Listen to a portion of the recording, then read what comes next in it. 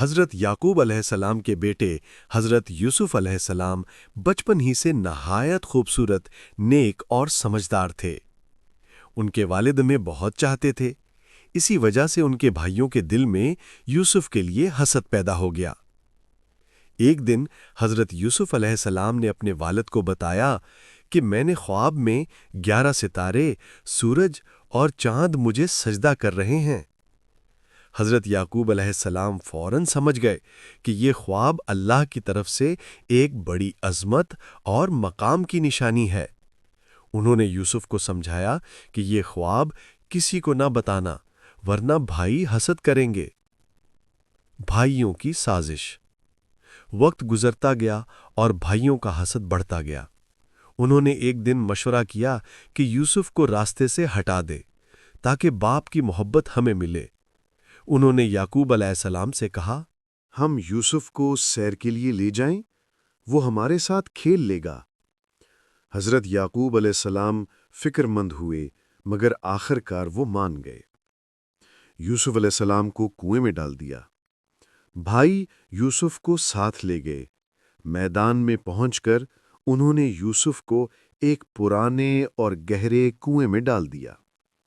کنواں اندھیرا تھا، مگر اللہ نے ان کے دل میں سکون ڈال دیا۔ بھائی رات کو گھر لوٹے اور جھوٹ بول کر کہا، ہم یوسف کو کھلانے لے گئے تھے، بھیڑیا کھا گیا۔ حضرت یعقوب علیہ السلام نے ان کی بات نہ مانی، مگر صبر کیا۔ قافلے کا گزر۔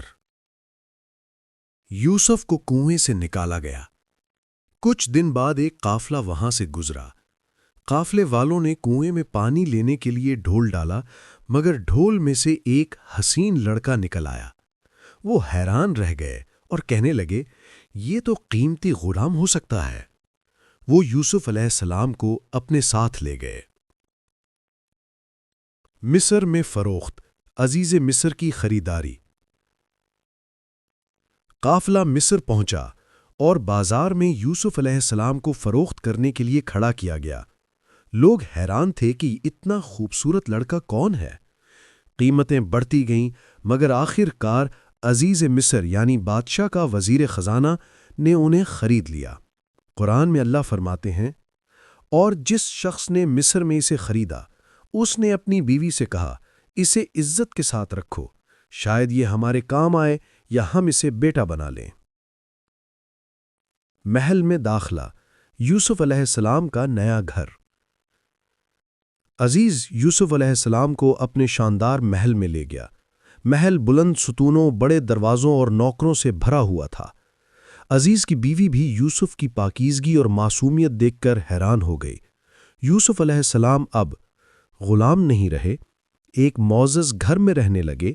اللہ نے ان کو علم، حکمت اور خوبصورتی مزید عطا کی۔ اللہ نے انہیں ہر آزمائش سے محفوظ رکھا۔ یہاں سے حضرت یوسف علیہ السلام کا زندگی کا دوسرا دور شروع ہوتا ہے، جو آگے چل کر مزید امتحانات اور بلند مقام تک پہنچتا ہے۔